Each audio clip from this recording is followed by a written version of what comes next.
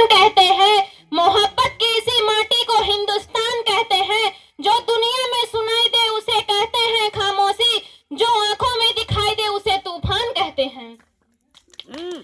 परम माननीय मुख्य अतिथिगण, प्रधानाचार्य एवं आदरणीय शिक्षकगण और मेरे सभी छोटे बड़े भाइयों बहनों, आप सभी को गणतंत्र दिवस की हार्दिक शुभकामनाएं। आजादी, आजादी का असली मतलब वही व्यक्ति समझ सकता है जिसने कभी गुलामी की हो।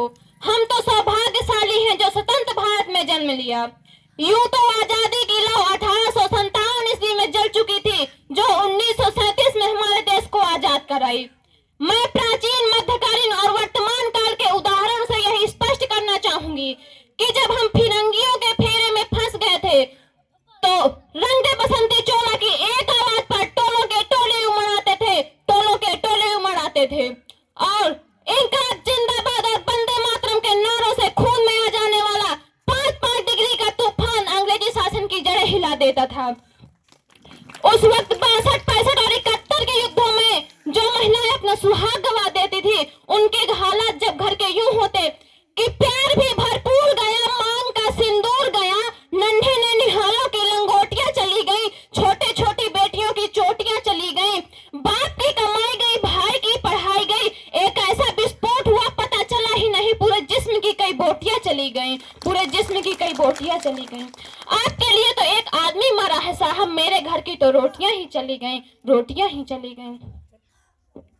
इस प्रकार पूरा परिवार अपनी देशभक्ति साबित कर रहा होता था।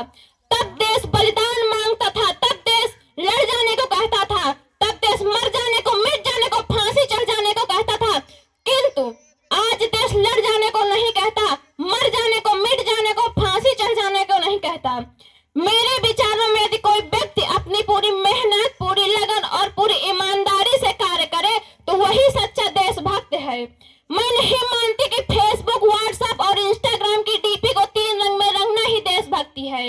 यदि आप कहेंगे कि वर्ष में 2 बार तिरंगा हाथ में लेना ही देशभक्ति है, तो मैं आपसे पूछना चाहूंगी कि फुटपाथ पर रहने वाला बच्चा जब ट्रैफिक की छांव में नंगे पांव में तिरंगा बेच रहा होता है, तो क्या इसे आप उसकी देशभक्ति कहेंगे? नहीं, ये उसकी देशभक्ति नहीं, उसके पेट की भूख की शक्ति है जो उसे ऐसा करने पर मजबूर कर रही है, जो उसे ऐसा करने पर मजबूर कर रही है कि न वो मस्जिद को जानता है, न शिवालियों को जानता है, न वो मस्जिद को जानता है, न शिवालियों को जानता है। वो पेट के भूखे हैं साहब, वो भोजन के निवालों को जानता है, भोजन के निवालों को जानता है।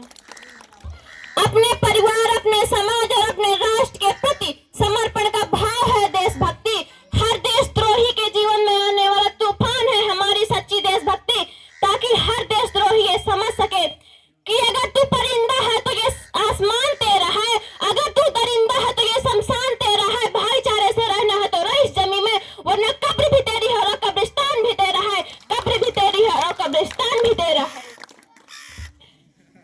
और मैं कहना चाहूंगी कि हमारे देश में हिंदू पैदा होते हैं, मुस्लिम, सिख और ईसाई पैदा होते हैं, परंतु बदकिस्मती से आज इंसान पैदा नहीं होते, इंसान पैदा नहीं होते।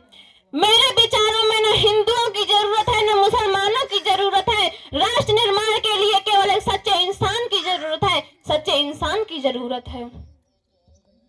अंत में मैं बस इतना कहना चाहूंगी कि किनारों पर खड़े होने से समंदर पार होते नहीं, नभ को निहारने